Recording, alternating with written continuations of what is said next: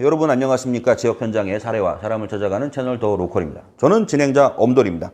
1.5도 이코노믹 스타일 3부입니다. 오늘의 주제는 탈탄소 산업전환의 5대 난제라는 주제로 진행을 하겠습니다. 오늘도 저자이신 김병권 선생님 모셨습니다. 네, 반갑습니다. 탈이란 말을 굉장히 좋아하세요. 탈성장하고 탈탄소는 어떤 관계가 있는 겁니까? 탈성장은 훨씬 더 큰 범주의 얘기인데 탈성장을 하려면 기본적으로 탈탄소화가 돼야죠. 알겠습니다. 탈탄소를 한다고 하는 거는 예를 들면 우리가 이제 에너지를 많이 사용을 하잖아요. 어디에서 벗어나는 겁니까? 대표적으로 상징적으로 원자력 같은 겁니까? 원자력도 탄소인가요? 정확히 말하면 석탄석유가스라고 하는 화석연료를 더 이상 쓰지 않는 상황이 이제 탈탄소죠. 네. 원자력은요? 원자력도 쓰지 말아야죠. 그것도 탄소랑 관련이 있는 거예요?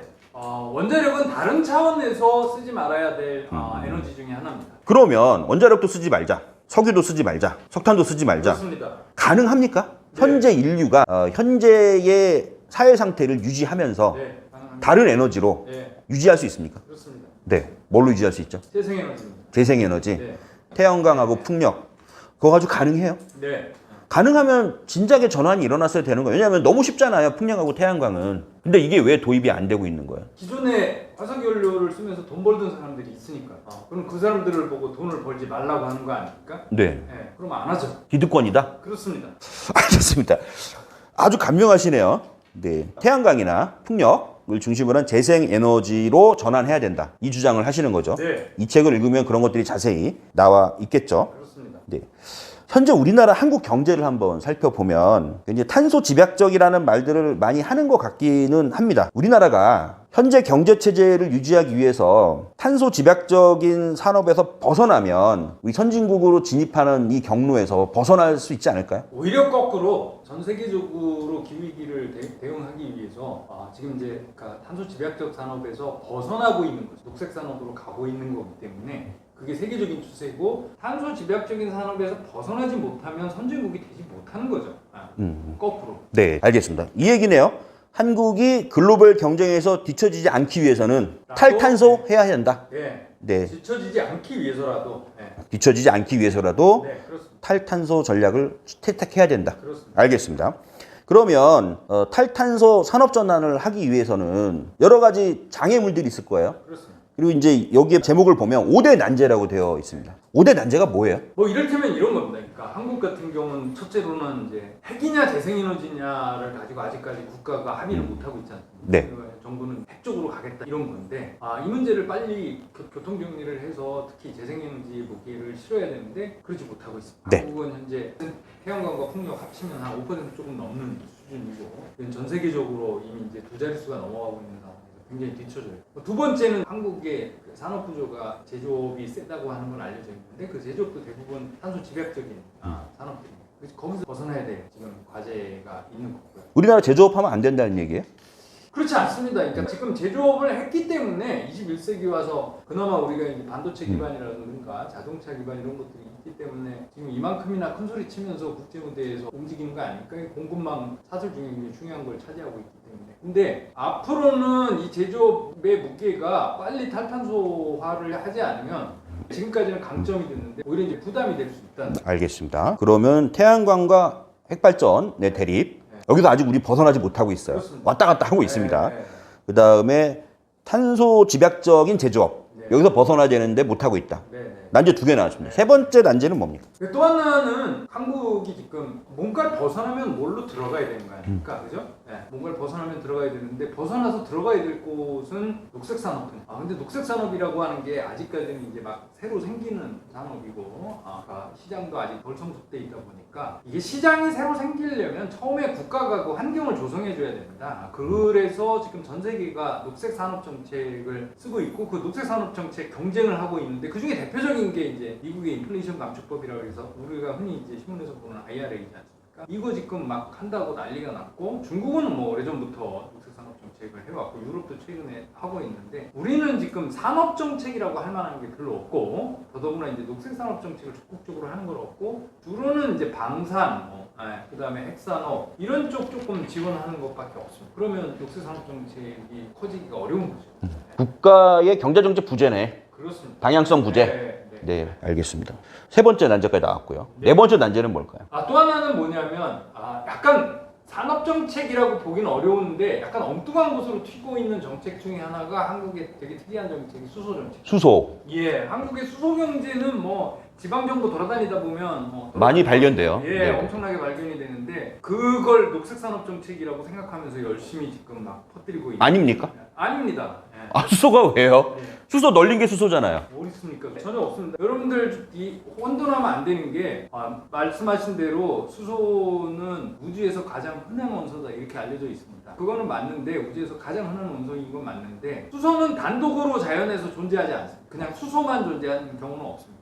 대신에 뭘로 존재합니까? 물로 존재하거나 지금 우리가 지금 관심이 있는 탄소 화합물로 존재합니다. 석탄, 석유, 가스 이건 뭐 CH3 계열 또는 CH4 계열로 해가지고 C 하나당 탄소 하나당 수소가 4개 달려있고 3개 달려있고 이런 게 연쇄고리를 이루고 있는 게 이제 우리가 알고 있는 화석연료들입니다. 그래서 수소는 지구에서 많기는 한데 공짜로 얻을 수 없고 정확히 말하면 에너지를 투입해서 수소를 떼어내야 됩니다. 물에서 떼어내든 화석연료에서 떼어내든 이 말을 간단하게 옮기면 뭡니까? 수소는 에너지가 아니고 에너지를 투입해서 얻어야 될 생산물이다. 탄소 집약적인 것과 별반 다르지 않다. 그렇습니다. 그래서 뭔가 에너지가 들어가야지 우리가 수소를 얻을 수가 있어요. 네. 태양은 그냥 얻을 수 있으니까. 그렇죠. 네. 태양은 지금 하루 동안 태양에서 지구에 날아오는 태양 빛을 하루 동안 제대로 받으면 1년 동안 85억 인구가 쓸 수 있어요. 근데 그게 마치 안개처럼 그냥 쫙 깔려서 오기 때문에 그걸 모으지 못하면 쓸모가 없는 거죠. 태양 에너지는 막대한 에너지인데 우리가 그걸 어떻게 모으느냐 그걸 이제 현대 기술을 모두 동원해서 풀어야 되는 문제죠. 수소 경제를 지금 까셨어요. 네. 공격받을 수 있을 것 같습니다. 안 받을 수 있어요. 대응할 수 있습니다. 네, 대응할 수 있다. 네, 자신 있다. 네.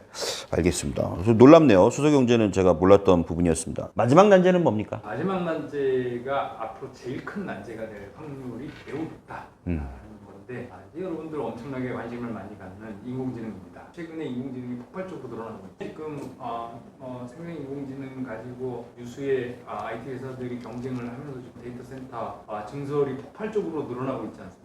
그 덕분에 뭐 예를 들어서 아일랜드 같은 경우는 조만간에 아일랜드 전체 전력 수의 30%가 데이터 센터에 들어갈 거다 이렇게 얘기가 되고 있고 전 세계 데이터 센터가 가장 많이 몰려 있는 데가 워싱턴 DC 위에 있는 북조지아주인데 거기는 이게 당초에 예상했던 예측치보다 데이터 센터의 폭발적인 증가로 인해서 전력 수요가 폭발적으로 늘어나죠. 이걸 가지고서는 지금 재생에너지로 그거 다 못 되니까 가스 발전을 좀 더 줘야 되는 거 아니냐 이런 소리 막 나오고 있거든요. 심지어는 마이크로소프트하고 구글이 원래 2030년까지 자기들 기업 넷제로 하겠다고 순제로 하겠다고 그러는 계획 다 틀어지고 있습니다. 앞으로 아마도 제가 개인적으로 예측하기에는 최대 기후 빌런은 석탄력 발전소에서 이제 인공지능으로 이게 바톤 터치가 되지 않을까 이런 염려가 될 정도인데 한국은 거기에 대한 대응이 여전히 현재 이 시점까지 거의 없다는 거죠. 그게 5번째 굉장히 큰 난제입니다. 인공지능이 왜 에너지를 발생시키는지 도저히 이해가 안 가네요. 검색을 해요.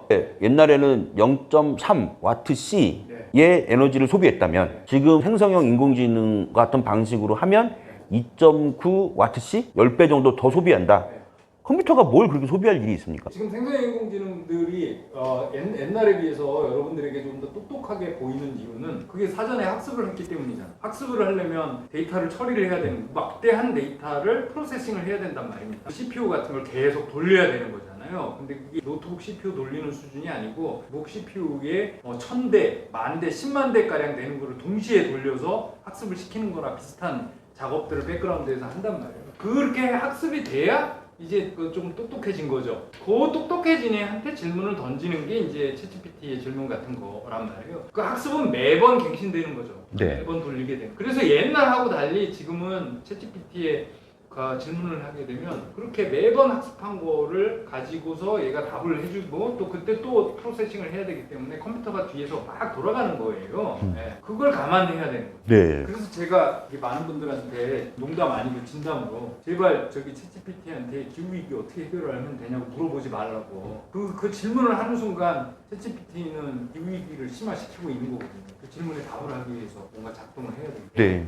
그러면 챗GPT 이용하면 안 되는 거예요? 모든 사람이 다 이용하고 있을 텐데 지금. 이용하면 안 되는 게 아니고 그 이용하는 대가가 뭔지를 알자는 거죠.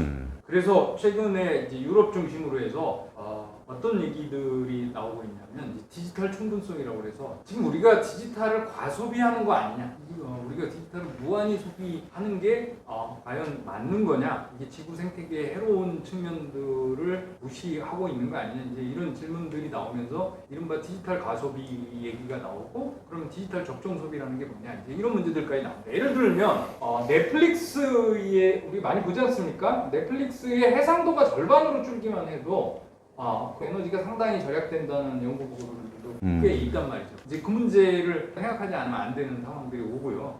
그리고 아마도 이제 최근에 오면서 그런 논쟁들이 되잖아요. 그러니까 LLM이 아니고 대형 언어 모델이 아니고 SLM, 그러니까 소형 언어 모델, 훨씬 더 최적화된, 특정 기능에 최적화돼서 에너지를 덜 써도 되는 모델로 가야 되는 거 아니냐? 이제 이런 얘기들이 나오는 이유가 바로 이런 제가 말씀드렸던 문제들 때문입니다. 알겠습니다. 앞으로 기후위기의 최대 빌런은 생성형 인공지능일 수도 있다. 그렇습니다. 놀랍네요. 네. 근데 저는 생각을 못 해본 부분인 것 같습니다. 알고 이용하자. 그렇습니다. 네. 그러면 이제 막 이용하진 않겠다. 네. 저는 좀 막 이용하고 있는 편이라서 알고서 막 이용해 보는 건 아니고 뭐 그런 거 생각하면서 한번 이용을 해보도록 하겠습니다. 3부 주제를 마칠 건데요. 탈탄소 산업전환은 5대 난제를 말씀하셨어요. 네. 5대의 난제를 해결해서 전환을 해야 돼요. 그렇습니다. 이때 전환의 수단도 역시 기득권을 깨고 정치적 전환을 해야 되는 겁니까? 그러니까 지금 말씀드린 전환은 기업들이 혼자서 알아서 할 수 있는 게 아니지 않습니까? 이제 국가의 정책이가 전환이 돼야 되는 거예요. 그러니까 산업, 지금 이제 산업 전환 말씀을 드린 건데, 산업 전환의 드라이브는 기존의 역사를 보면 이제 특히 에너지 전환 같은 경우는 시장에 자연스럽게 전환을 하면 한 70년쯤 걸린다고 합니다. 목재에서 석탄으로, 석탄에서 석유로 가는 데 한 과거 역사를 보니까 한 7, 80년 걸린다고 해요. 근데 지금 뭐 우리 기후위기 대응하려면 한 세대 안에, 2050년이면 한 세대도 이제 안 되는 거잖아요. 네. 한 세대 안에 완전히 바꿔야 되는 거죠. 석유가스를 죄다 안 쓰는 식으로 방향을 온 산업에서 도시에서 해야 되는데, 이거는 시장 메커니즘 가지고는 안 된다. 이러면 이제 국가가 나서야 되는 거고, 맨 처음에 말씀드린 것처럼 다시 정치로 돌아가. 네, 그렇죠. 알겠습니다. 근데 명분은 있는 것 같아요. 예를 들면 지구를 지켜야 된다 이런 명분보다도 탈탄소 전환을 하지 않으면 그 국가는 망한다. 경제적으로 뒤처져지고 망한다. 네. 선진국을 우리는 유지를 못한다. 그렇습니다. 이 얘기죠? 네. 명분이 명확하네요. 네. 네, 그 말이 맞다면 알겠습니다. 여러분, 오늘 1.5도 이코노믹 스타일 제 3부 탈탄소 산업전환 5대 난제 마치도록 하겠습니다. 고맙습니다.